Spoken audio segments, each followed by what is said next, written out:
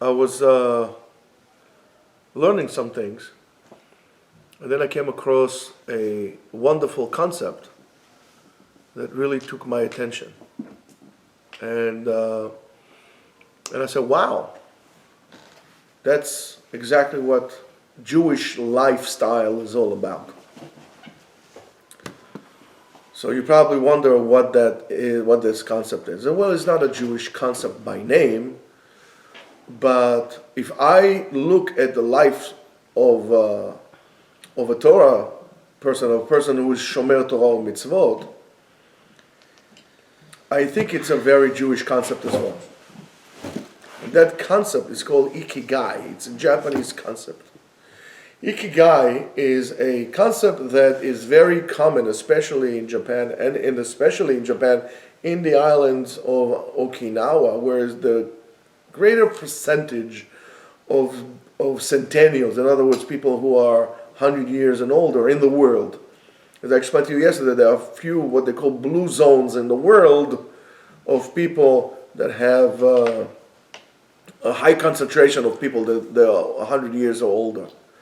And among the things that they have, that those places have in common, besides nutrition, what they eat, and the physical activity, and so on and so forth, there's something similar to all of them.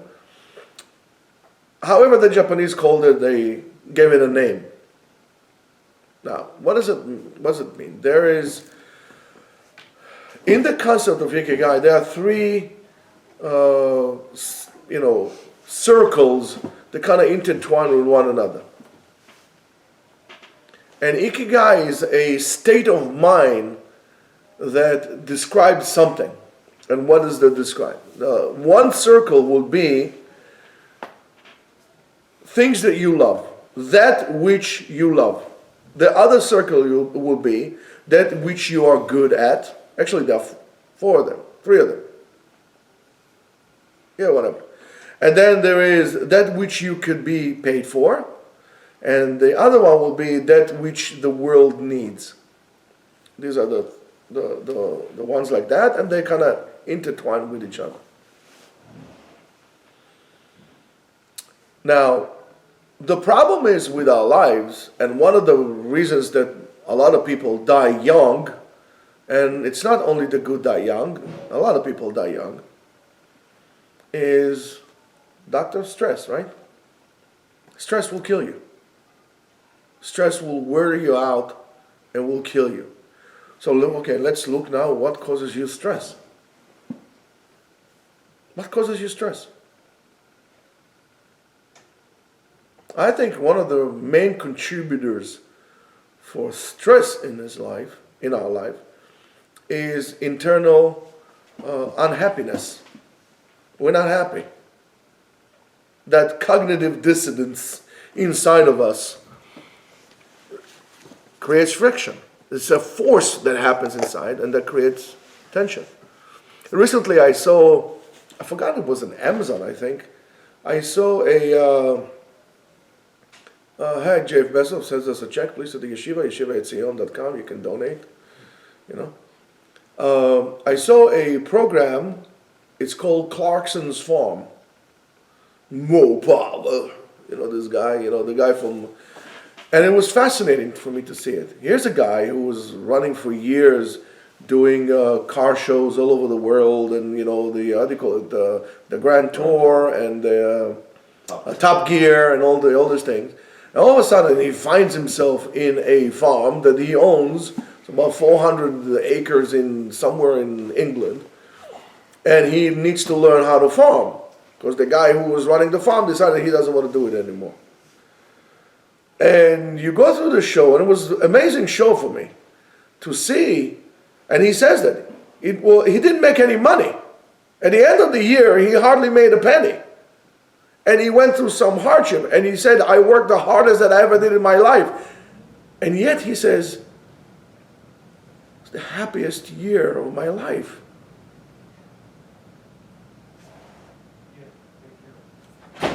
What is it that we... Hi guys. Hey. I'm here for the air conditioner. Go ahead, it's right there. Yeah, I know. So what is it? No, it's fine. So what is it that we can do about it? What exactly this Ikigai business is? And I'll show you later on the thing. So now, it's the point in Ikigai will be this, if you could see that. Ikigai will be the center, will be right this. The center of how things are being balanced on. And that is a combination of things. Now, for example, it's very hard to reach, and it's very difficult to reach, and not because by itself is a hard task to get, but rather because it demands real honesty with yourself. And it's something that we are not willing to do, I think mainly because we are very fearful. We were taught to be fearful, and we don't want to assume responsibility. As a result of that, we live life the way we live our life. So let's start, for example, I'll take one. You need to know what you love.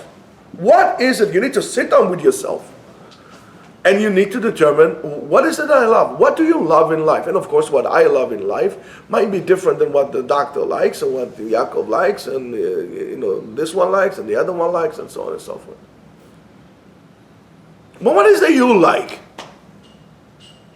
So you need to sit down and simply write down, what is it, which you love? What do you love?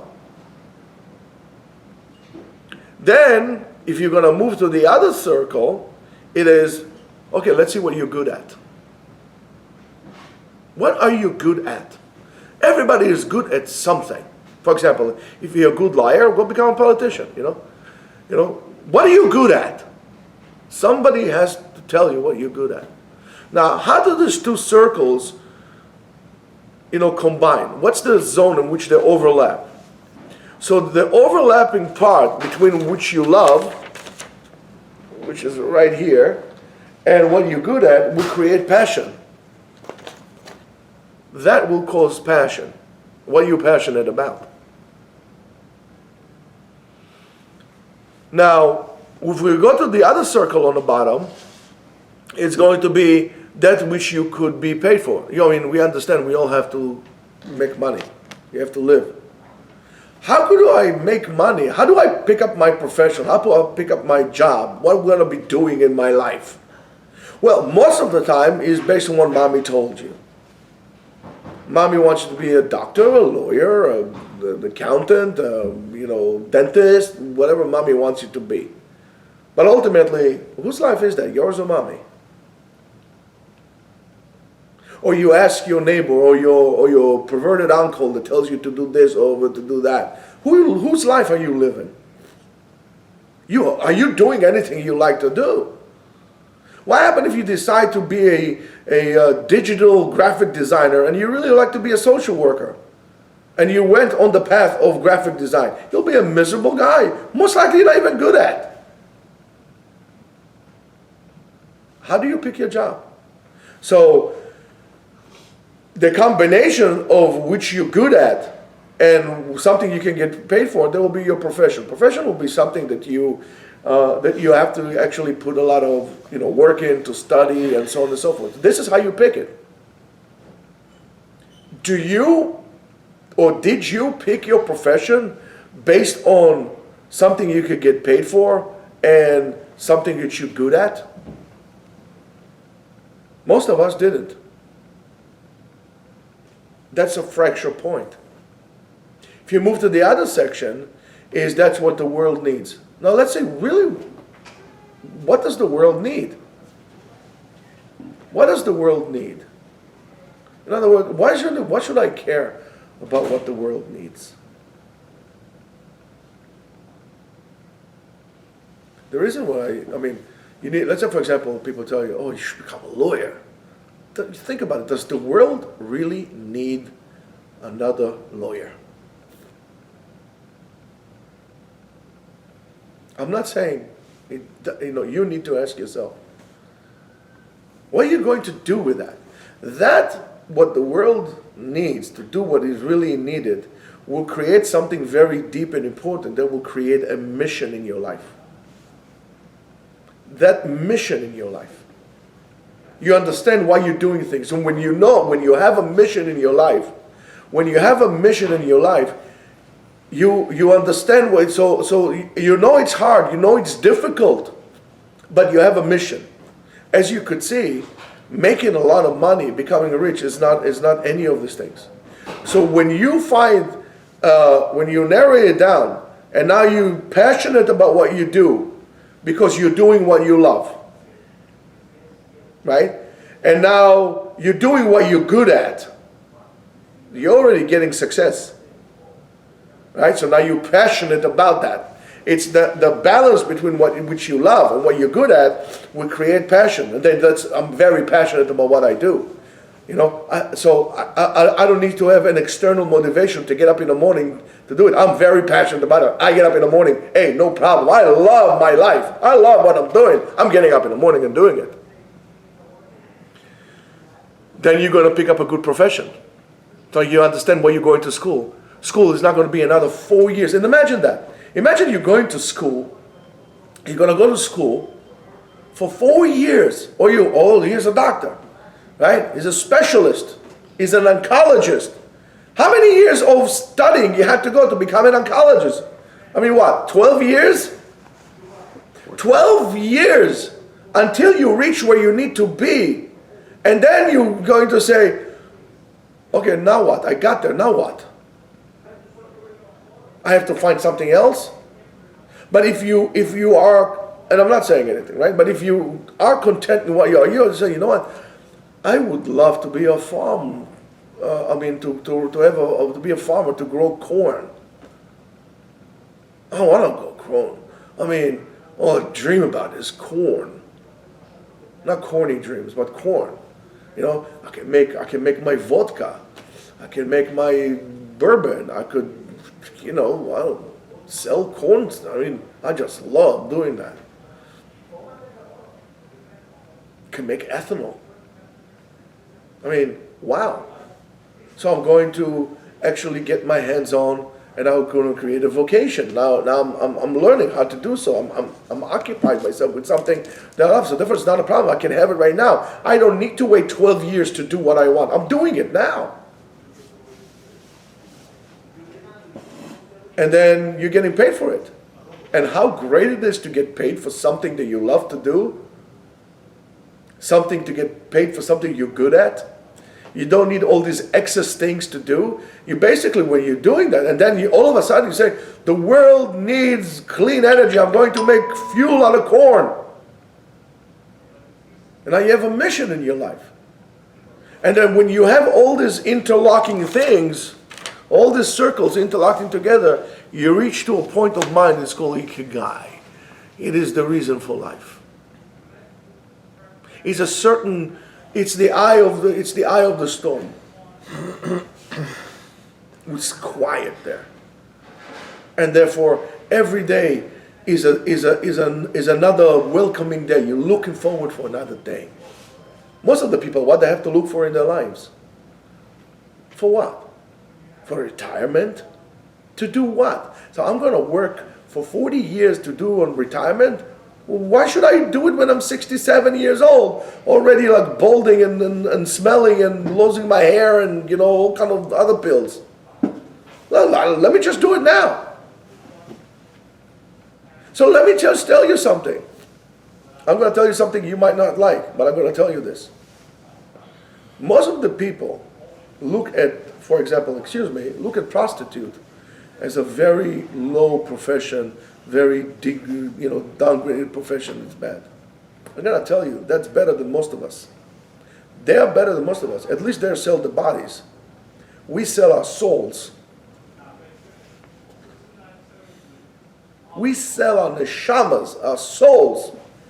We are prostituting our spirits for somebody else's life, for somebody else's dream, for something that we don't like, and something we're not good at. And all along the watchtower, all along the time, what do? We lie to ourselves, we lie to the world, and then we lie to people we love. We lie to our spouses, we lie to our children.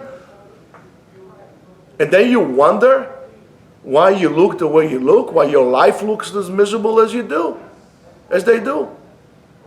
We are liars. And then what's worse than that, we're going to teach our children to follow our path of lies.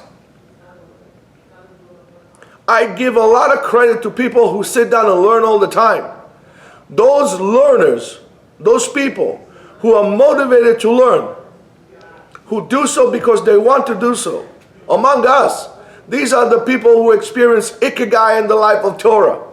Yes, the world needs another Torah scholars. Why? Shemaviim shalom la'olam. They bring peace and harmony to the world. If the world would only run by B'nai Torah, it would be completely different. They do what they love. They're passionate about their learning. They don't skip a time. They don't skip a beat. Even on vacation they learn. So therefore it's not a problem. They do what they're good at. They're learning Torah. That's their job. Torato umnato. That's their job. They learn. That's their job to learn.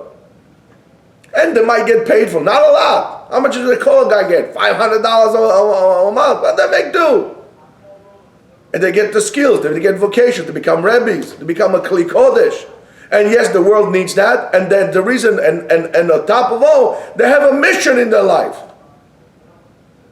Never speak about people who Toratam umnatam, which Torah is their job. Because they're better people than you are. At least they don't lie.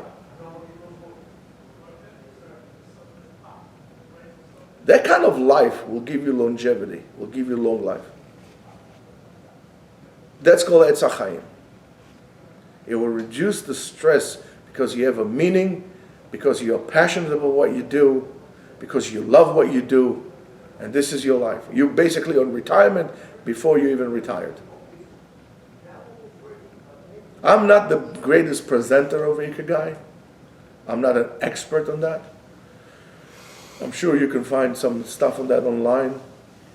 Go search it and try to implement it to your life. You're still young. And you're young at any age. It doesn't make a difference if you're 20 years old or you're 45 years old or 50 years old. You can always change your life. You need to understand that what you're doing, though, is not good for you. Of course, it's not going to be the same if you're changing your life at 60 or you're changing your life at 20.